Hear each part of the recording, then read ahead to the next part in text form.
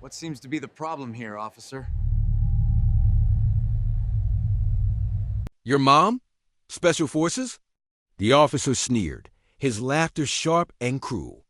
Kid, don't make up stories. The words cut deeper than any weapon. The girl's tiny fist clenched, her voice trembling but steady. She's real. She's coming. Then the laughter stopped, because the ground itself seemed to listen when the soldier walked into the light. Your mom? Special Forces? The officer's laugh cracked through the street like a whip.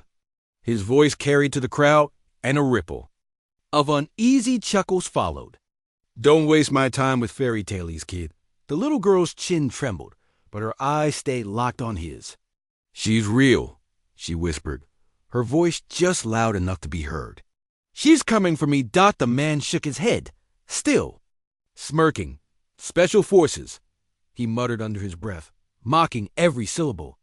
The onlookers shifted, some pretending not to hear, others hiding their discomfort.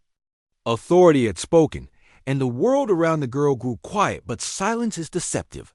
It can feel like defeat. Or it can be the breath before a storm. The child clutched her backpack tighter, remembering what her mother had told her on nights. When fear pressed against the walls of their small apartment, courage isn't about volume. Courage is about standing when you feel small. She stood. She waited, and then Dash's footsteps stopped, slow, steady, deliberate. A rhythm of power, not performance. Boots that had marched through foreign deserts, boots that had stood in mud and rain, boots that had walked away from explosions but carried their weight forever. The laughter died in the puller, officer's throat. There she was. Not in a parade uniform, not with medals pinned to her chest, but in simple civilian clothes that could not hide the fire in her eyes or the strength in her posture. She was the kind of presence that could silence a crowd without a word. This was her mother, once a soldier, always a soldier. She had seen more in 1 year of service than most would in a lifetime. She had buried comrades whose names she whispered every night.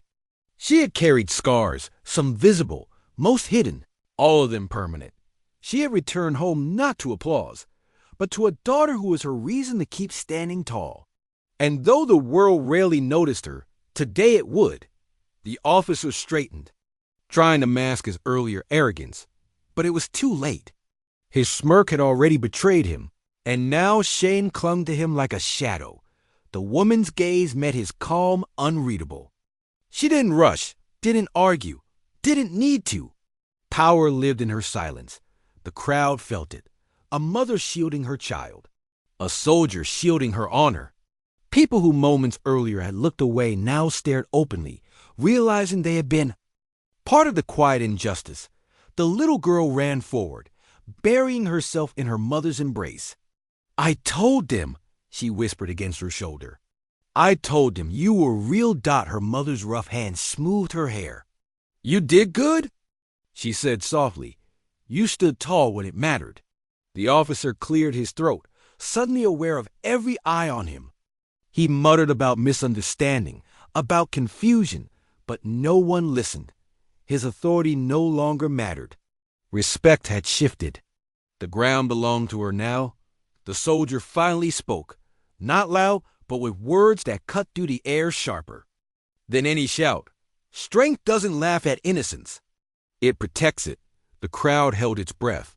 She stepped forward, her daughter's hand firmly in hers, and the people moved instinctively, parting as if a tide had shifted. Some bowed their heads. Others pressed a hand to their chests. No one had commanded it. It was the kind of respect drawn not from fear, but from honor. The officer stood frozen, powerless against the truth that had unfolded before him. Mockery had met silence. Arrogance had met sacrifice.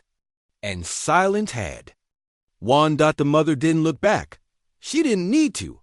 She had no interest in humiliation or revenge. Her victory was not in crushing others, but in walking forward, unshaken, with her child by her side. Some stories end with shouting. This one ended with dignity. And in that ending lay a truth that would linger in every witness's mind. That courage isn't always loud. That silence can command a room, and that true strength never needs to prove itself. Some heroes walk unnoticed among us. They don't wear their medals. They don't ask for applause. But when tested, their strength shines brighter than any insult. Wherever you're watching from, share in the comments what respect means to you. And if this story moved you, subscribe for more stories that honor those whose strength is written not in words, but in the way they carry themselves through the world.